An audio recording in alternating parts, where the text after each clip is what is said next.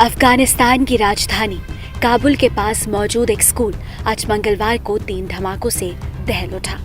जानकारी के मुताबिक धमाके में अब तक 6 लोगों की मौत हो चुकी है, वहीं कई घायल बताए जा रहे हैं। ये धमाके काबुल के पास अब्दुल रहीम शाहिद हाई स्कूल में हुए। जब ये धमाका हुआ उस समय बच्चे स्कूल से बाहर निकल रहे थे। हालांकि धमाके की जिम्मेदारी अभी तक किसी संगठन ने नहीं ली है। गौरतलब है कि हाल फिलहाल में अफगानिस्तान कई बार धमाकों की आवाज से गूंज उठा है। 8 मई 2021 को काबुल में बड़ा बम ब्लास्ट हुआ था। इसमें 50 से ज्यादा लोगों की मौत हुई थी। 14 नवंबर 2021 को काबुल के शिया बहुल इलाके में धमाका हुआ था। इसमें 6 लोगों की मौत हो गई थी और 15 नवंबर 2021 को कंधार प्रांत की एक मस्जिद में धमाका हुआ था। इसमें 32 लोगों की मौत हो गई थी। बता दें कि अफगानिस्तान में तालिबानी राज कायम होने के बाद वहां के हालात बदतर बने हुए हैं। खाने पीने की चीजों के साथ अफगानिस्तान में रोजमर्रा की जरूरतों के लिए भी लोगों को दर दर भटकना पड़ रहा है और इन सब मुसीबतों के बीच वहां धमाकों की खबरें सामने आती रहती हैं।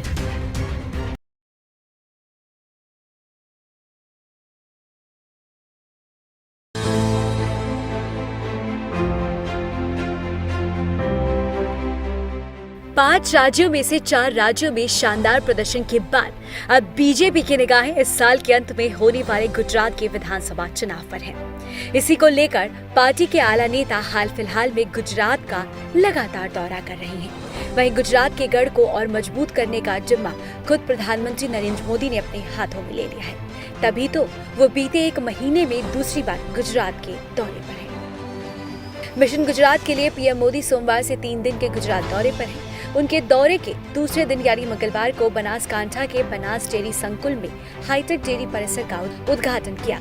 इसके साथ ही एक बायो सीएनजी प्लांट का लोकार्पण और 4 गोबर गैस प्लांट्स का भी शिलान्यास किया। इस दौरान उन्होंने लोगों को संबोधित करते हुए इस डेयरी की खासियत बताने के साथ साथ वोकल फॉर लोकल पर भी जोर दिया। अब बताइए, आलू और दूध का कोई लेना देना है क्या? कोई मेलजोल है क्या?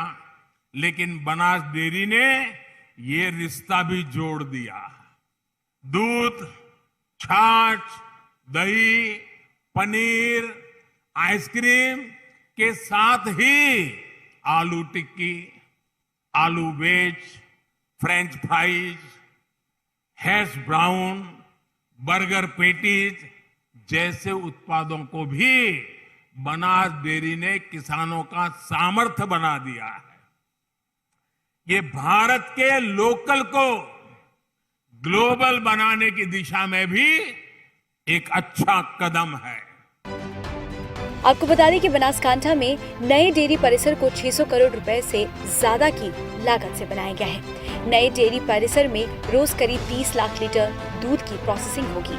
इसके साथ ही करीब 80 टन मक्खन, 1 लाख लीटर आइसक्रीम, 20 टन खोया और 6 टन चॉकलेट का उत्पादन होगा, जिससे पीएम मोदी के वोकल फॉर लोकल और मेड इन इंडिया मिशन को और रफ्तार मिलेगी।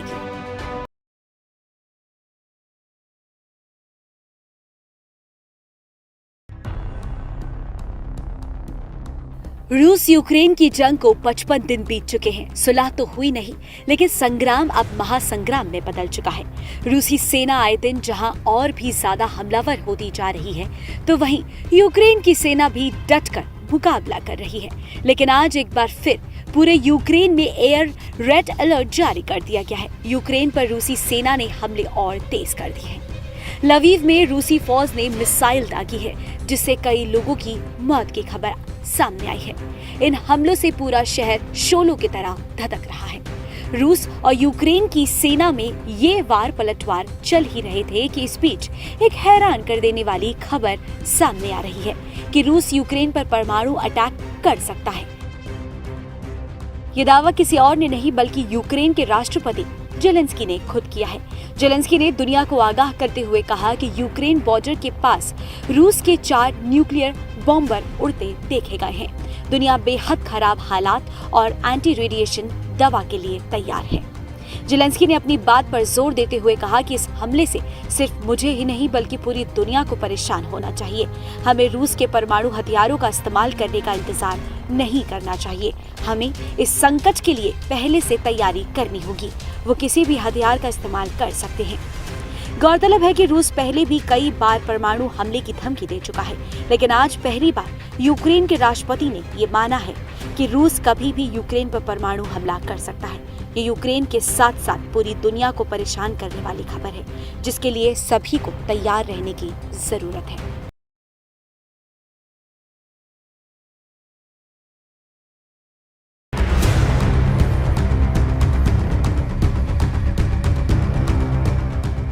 जहांगीरपुरी हिंसा के मामले में हर रोज गिरफ्तारियां और नए खुलासे हो रहे हैं।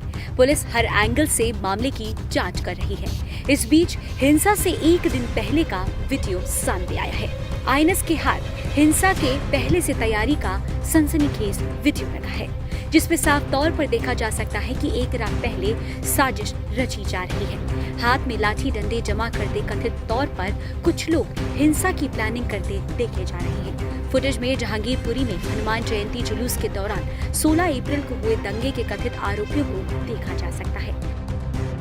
जहांगीरपुरी के 15 अप्रैल के इस सीसीटीवी से साजिश की जांच में पुलिस जुटी हुई है। सीसीटीवी सामने आने के बाद पुलिस को कुछ लीड मिल रही है कि शोभा यात्रा के दौरान दंगे की साजिश पहले से तैयार की जा रही थी। इस सीसीटीवी फुटेज के बाद ही साजिश के एंगल से पुलिस ने तफ्तीश शुरू कर दी है। गौरतलब है कि दिल्ली पुलिस ने केंद्रीय गृह मंत्रालय को अपनी शुरुआती जांच रिपोर्ट भी सौंप दी है। इस रिपोर्ट में पूरे घटनाक्रम की जानकारी देते हुए दिल्ली पुलिस ने क्या कार्रवाई की, इस बारे में डिटेल से जानकारी दी गई है। सूत्रों के मुताबिक इस रिपोर्ट में दिल्ली पुलिस ने शनिवार शाम को हुई इस घटना की जानकारी देते हुए बताया है कि ये घटना असामाजिक तत्वों की सोची समझी साजिश का हिस्सा थी, जिसे दिल्ली पुलिस ने समय रहते नाकाम कर दिया। दिल्ली पुलिस ने अपनी इस रिपोर्ट में बताया है कि मामले की सभी एंगल से जांच की जा रही है। दिल्ली पुलिस ने यह भी साफ किया है कि मस्जिद पर भगवा झंडा फहराने की जो बातें चल रही थी वो पूरी तरह से निराधार है।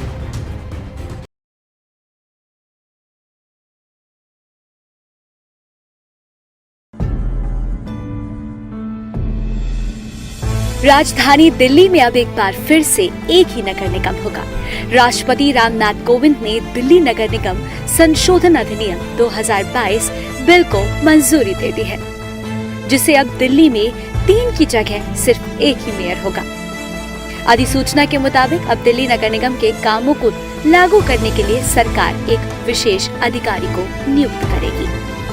हाल ही में खत्म हुए संसद के दोनों सदनों में दिल्ली नगर निगम अधिनियम संशोधन बिल को केंद्रीय गृह मंत्री अमित शाह ने पेश किया था।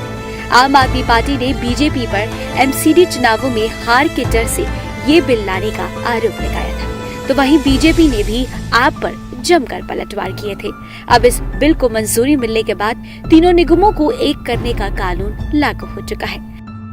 आपको बता दें कि साल 2011 में कांग्रेस नगर निगम को विभाजित करने का बिल लाई थी, जिसके तहत एमसीडी वार्डों की संख्या को 136 से बढ़ाकर 272 कर दिया गया था। लेकिन अब एमसीडी के फिर से एक होने से दिल्ली में 3 महापौर और 3 निगमायुक्त की व्यवस्था भी खत्म हो जाएगी और वार्डों की संख्या भी 272 की जगह 250 हो जाएगी।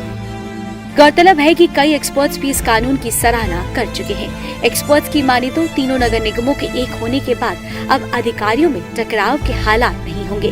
पूरी दिल्ली में एक ही नीति पर काम होगा, क्योंकि ये देखा गया है कि जिस घर में एक ही जगह अलग अलग नियम लागू होते हैं वहाँ हमेशा नुकसान ही होता है।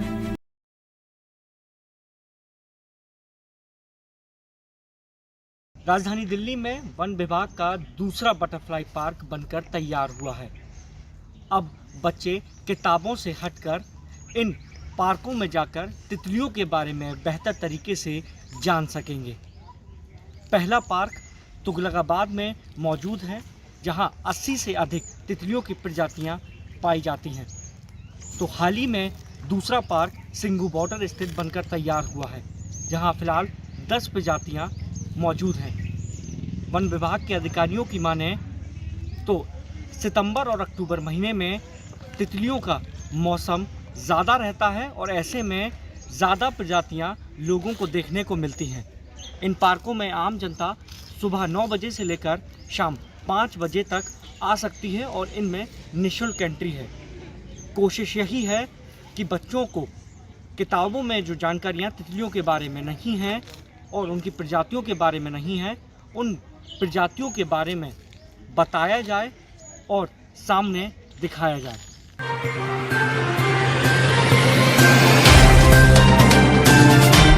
Subscribe now and press the bell icon. Never miss an update.